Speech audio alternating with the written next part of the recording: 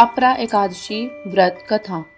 युधिष्ठिर कहने लगे कि हे भगवान, ज्येष्ठ कृष्ण एकादशी का क्या नाम है तथा उसका महत्म्य क्या है, सो कृपा कर कहिए। भगवान श्री कृष्ण कहने लगे कि हे राजन, यह एकादशी अचला तथा अपरा दो नामों से जानी जाती है। पुराणों के अनुसार ज्येष्ठ कृष्ण पक्ष की एकादशी अपरा एकादशी है, क्योंकि यह अपार धन देने वाली है। जो मनुष्य इस व्रत को करते हैं वे संसार में प्रसिद्ध हो जाते हैं। इस दिन भगवान त्रिविक्रम की पूजा की जाती है। अपरा एकादशी के व्रत के प्रभाव से ब्रह्म हत्या, भूत योनि, दूसरे की निंदा आदि के सब पाप दूर हो जाते हैं। इस व्रत के करने से पर स्त्री गमन, झूठी गवाही देना, झूठ बोलना, झूठे शास्त्र पढ़ना या बनाना, झूठा ज्योतिष बनना तथा झूठा वैद्य बनना आदि सब पाप नष्ट हो जाते हैं।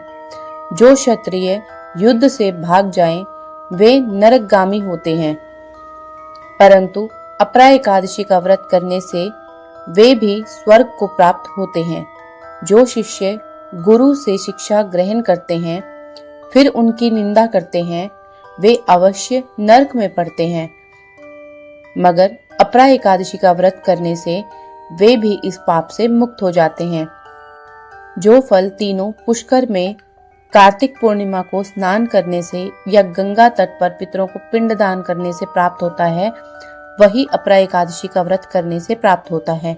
मकर के सूर्य में प्रयागराज के स्नान से, शिवरात्रि का व्रत करने से, सिंह राशि के बृहस्पति में गोमती नदी के स्नान से, कुंभ में केदारनाथ के दर्शन या बद्रीनाथ के दर्शन, सूर्य ग्रहण में कुरुक्षेत्र के स्नान से, स्वर्णदान करने से अथवा अर्ध प्रसूता गोदान से जो फल मिलता है, वही फल अपरा एकादशी के व्रत में मिलता है। यह व्रत पाप रूपी वृक्ष को काटने के लिए कुल्हाड़ी है, पाप रूपी ईंधन को जलाने के लिए अग्नि, पाप रूपी अंधकार को मिटाने के लिए सूर्य के समान, मृगों को मारने के लिए सिंह के समान है।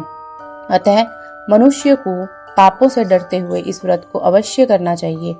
अपरा एकादशी का व्रत तथा भगवान का पूजन करने से मनुष्य सब पापों से छूटकर विष्णु लोक को जाता है।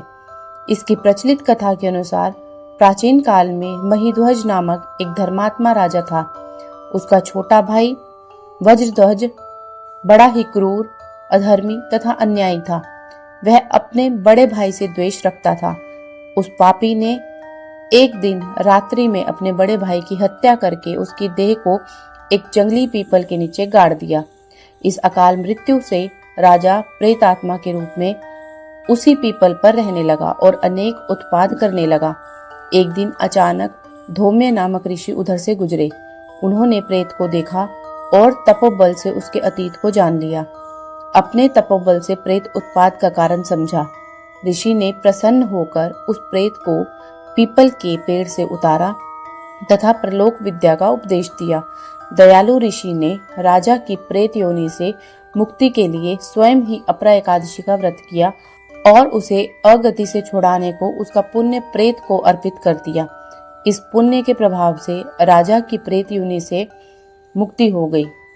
वह ऋषि को धन्यवाद देता हुआ दिव्य देह धारण कर पुष्पक विमान में बैठकर स्वर्ग को चला गया। हे राजन, यह अपरा एकादशी की कथा मैंने लोकहित के लिए कही है। इसे पढ़ने अथवा सुनने से मनुष्य सब पापों से छूट जाता है।